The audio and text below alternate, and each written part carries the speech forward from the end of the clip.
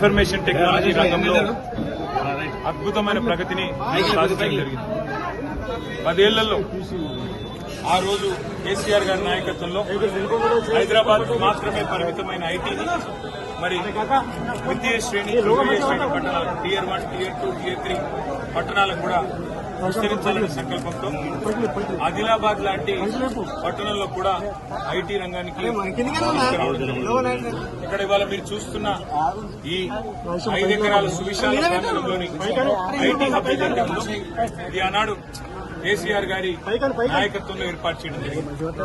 40 కోట్ల రూపాయలతో దాదాపు 50,000 స్క్వేర్ ఫీట్లలో 700 మంది యువత ఆదిలాబాద్ పట్టణానికి సంబంధించిన యువతకి ఇక్కడ అవకాశాలు ఇవ్వాలి, అవకాశాలు ఏర్పాటు చేయాలని చెప్పి ఇక్కడ మొదటి ఫేజ్ లో పెట్టడం జరిగింది. తర్వాత ఆ రోజు జోగు రామన్న గారి నాయకత్వంలో వారి ఆలోచన మేరకు వారి విజ్ఞప్తి మేరకు పెద్దలు కేసీఆర్ గారు మరి ఈ 5 ఎకరాల సువిశాల ప్రాంగణంలో మొదటి ఫేజ్ గా 40 కోట్ల రూపాయలతో ఈ భవనాన్ని ఆ రోజు శంకుస్థాపన చేసి నిర్మించడం జరిగింది. ఇవాళ ఈ రాష్ట్ర ప్రభుత్వానికి మేము చేసే విజ్ఞప్తి కేవలం ఆదిలాబాద్ లోనే కాదు, ఆదిలాబాద్, నిజామాబాద్, కరీంనగర్, వరంగల్, నల్లగొండ, మహబూబ్ నగర్, అట్లాగే సిద్దిపేట, ఇట్లా దాదాపు ఖమ్మం 10 పట్టణాల్లో మేము ఆనాడు ఐటీ హబ్ లో ఒక్కొక్క చోట 50,000 స్క్వేర్ ఫీట్లకు తగ్గకుండా నిర్మాణం చేయడం జరిగింది. అంటే 10 చోట్ల కలిపితే 5 లక్షల స్క్వేర్ ఫీట్లు ఇవాళ కేవలం మన గ్రామీణ ప్రాంత యువతకి, మన పిల్లలకి అవకాశాలు దక్కాలి, ఎక్కడో హైదరాబాద్ పోయి ఉండాల్సిన అవసరం లేకుండా వారి తల్లిదండ్రులతో ఇక్కడే ఉండే విధంగా వారికి అవకాశాలు కల్పించాలని చెప్పి ఈ అద్భుతమైన నిర్మాణాలని నిర్మించడం జరిగింది.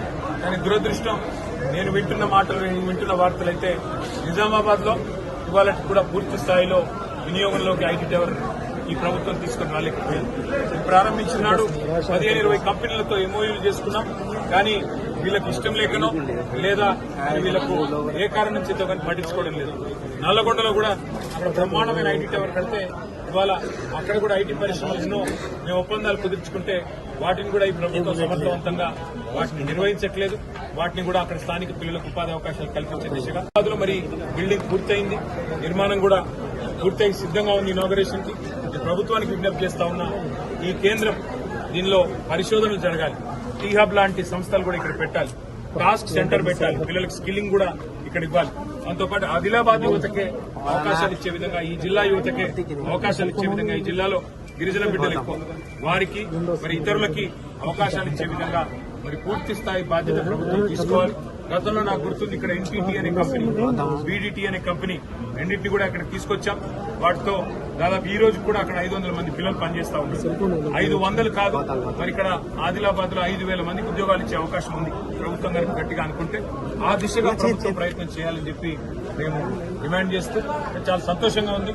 ఇవాళ ఆనాడు కేసీఆర్ గారి విజన్ ఏదైతే ఉన్నదో దానికి తగ్గ విధంగా 10-12 చోట్ల ద్వితీయ శ్రేణి పట్టణాల్లో హైదరాబాద్ పరిమితమైన ఐటీని ముందుకు తీసుకొని పోయే దిశగా ఈ ప్రయత్నం మేము చేశాం.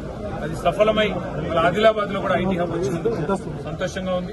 ఇది ప్రభుత్వం సీరియస్ గా తీసుకెళ్లి మరి మొదటి దశలో 700 మందికి, తర్వాత విస్తరించే అవసరమైతే ఇందులోనే ఇంకా స్థలం చాలా ఉంది, ఇంకా విస్తరించి 5-6 వేల మందికి ఇక్కడ ఉపాధి అవకాశాలు కల్పించే విధంగా చొరవ తీసుకోవాలని చెప్పి కూడా డిమాండ్